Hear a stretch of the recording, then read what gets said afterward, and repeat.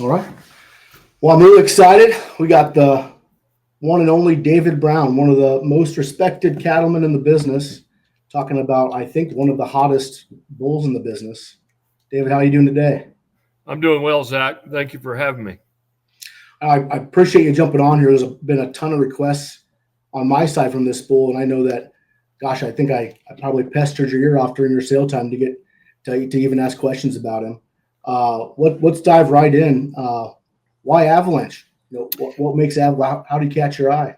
Well, it's kind of an interesting story. I'll keep it brief, but quite frankly, I was not in the market for a bull. I was down at Coleman's on some other business. Had just glanced at their catalog, knew they were selling a bull. I asked where this bull was. I went and looked at the bull. This was maybe a week ahead of their sale. Again, didn't know the pedigree, didn't know anything about the bull, but found the bull, climbed in the pen with him. And, I've got an old saying that you know them when you see them. You know the great ones when you see them. And this bull hit me hard.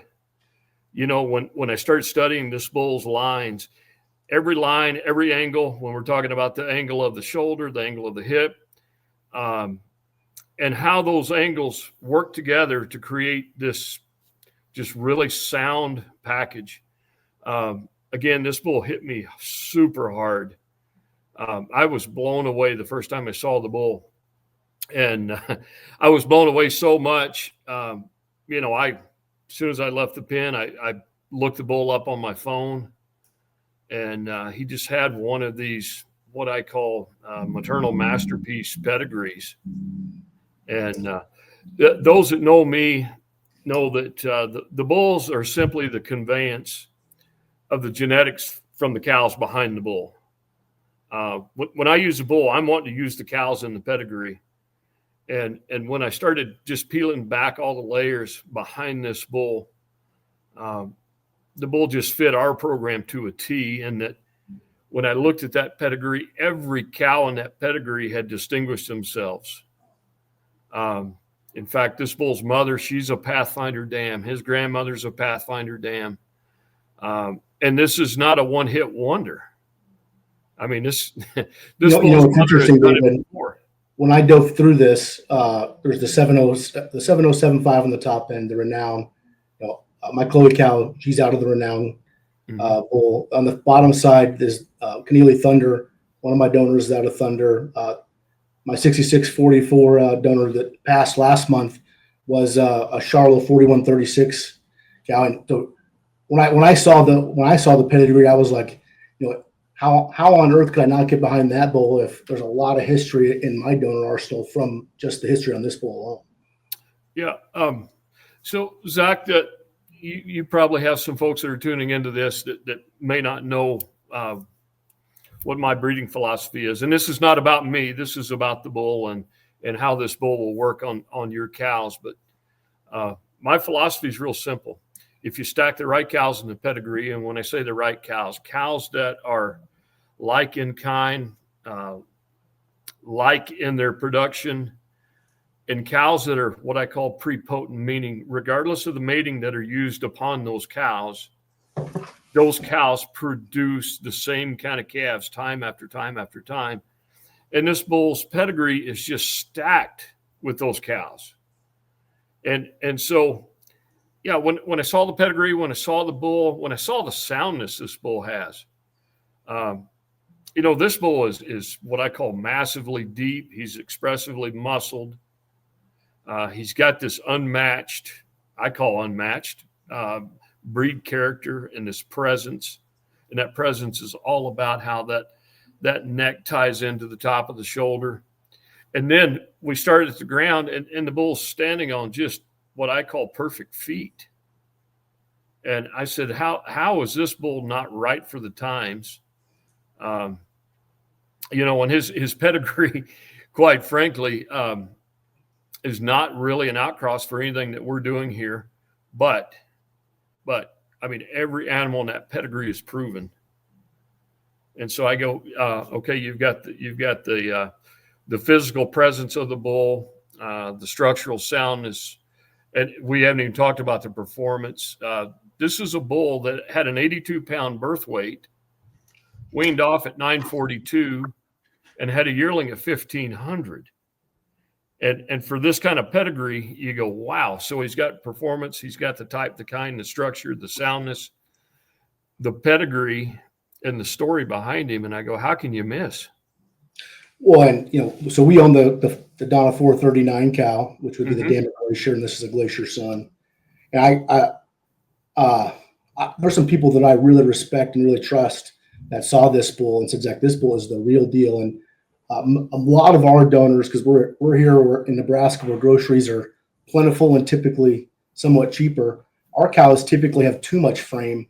I'm a sucker for a big frame power cow, and when I look this bull's got the thickness. It would moderate some of my bigger donors, I think, and not sacrificing the power aspect. And when you look at the videos, I mean, he's got I don't know if you said presence earlier, but I guess that's what I would call it, just some presence. And I thought from a phenotypically, there's a ton of history behind the matings that are already in my herd, from my 4136 clone to the Chloe C815 being a renowned daughter, the 439 cow. There's just a ton of history of bulls that I like. And then, 714, there's the Donna 439, the 4136 on the top side. There's, a ton of maternal just provenness there. Yeah. Yeah, it's absurd, the pedigree this guy carries. He's line bred to 714. Yeah, you've got his dam 0153 is one of the good cows that's ever come out of the Coleman program.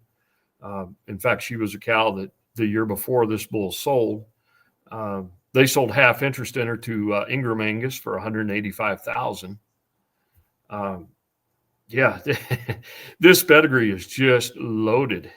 And so I feel really comfortable with this bull. And I think you bring up an interesting point. Yeah, I do think this bull will work on some bigger cows to help moderate, even stouten them up. The kind of depth this bull possesses, that's not something that you breed in one generation. It's not something that you feed in. I mean, they either have it or they don't. And this dude has it. And so I think he's going to be a really unique breeding tool to either improve type and kind or stabilize type and kind. And, we talk about frame size. I think we get lost in the weeds sometimes when we talk about frame size.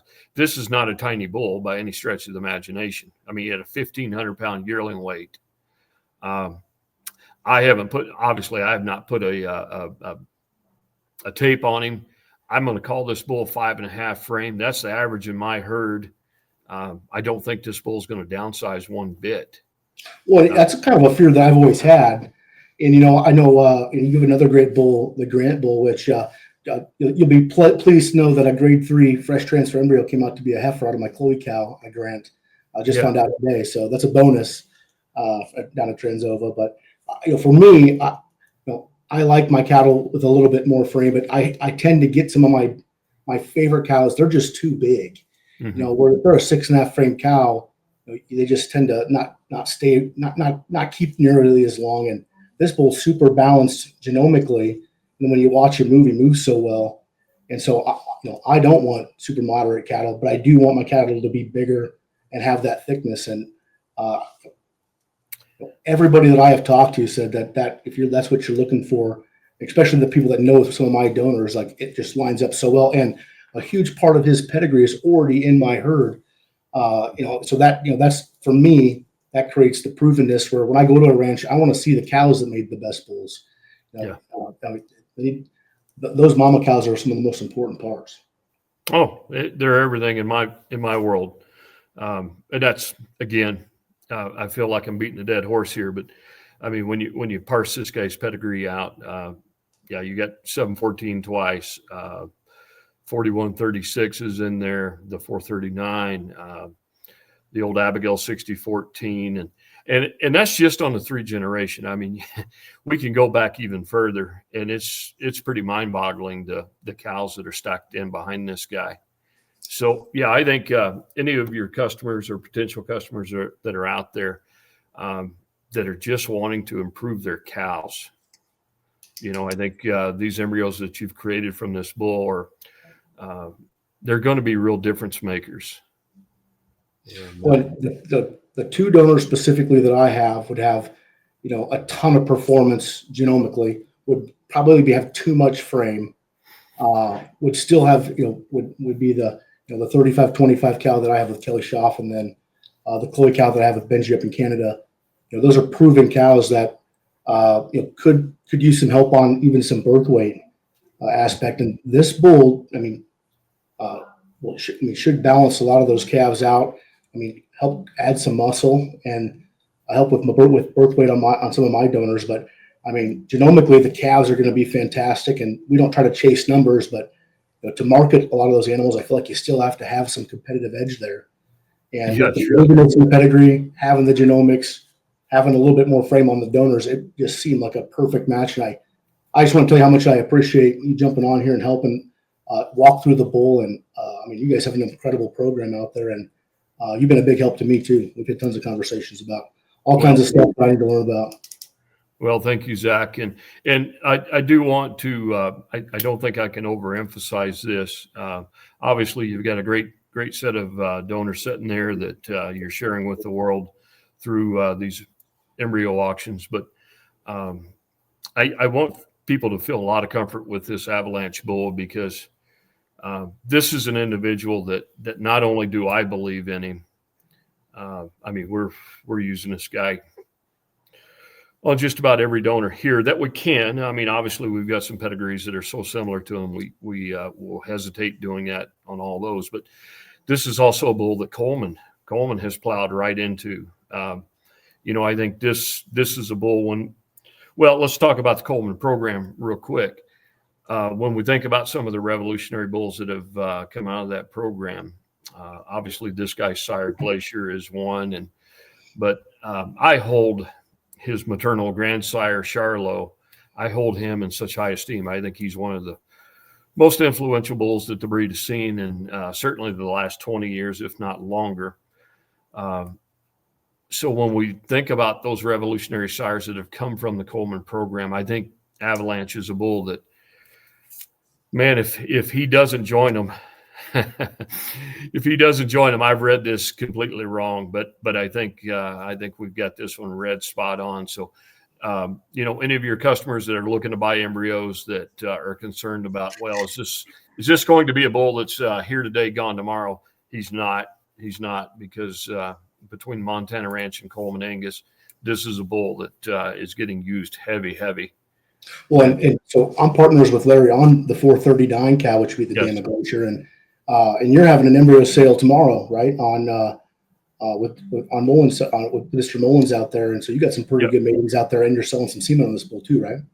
Yeah, that's right. And so just for clarification, so we're doing a very, very limited release here, the first or the end of 2025, and obviously once we get into the new year, we'll kind of weigh our options on what we're going to do on the semen front. But this was a bull that, there wasn't a pile of semen sitting there between what Larry was using, what I was using.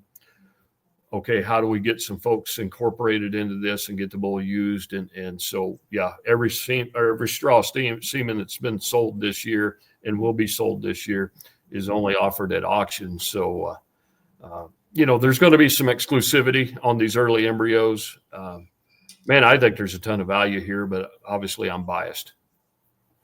Well, and so I know, is it Sale Ring Live with David Mullins? You got your sale here on the 19th. We're going to have our sale coming up, and so we're excited about what our flush holds here across our donors. And David, again, I really appreciate you jumping on. We could not be more excited about the bull, about your program, and we wish all the best of luck on the bull, and we'll help promote it as much as we can. Because heck, I think between the 439 cow, the 4136, there's a ton of. If I don't get behind this bull, I can't get behind my own herd. Yeah, no kidding. Yeah, if you don't like this bull, you don't like good cattle. Right, that's that. I'll be the quote of the day. Yep. But Zach, thank you much. Best of luck on your upcoming sale, and we'll look forward to working with you more in the future. Thanks, Amy.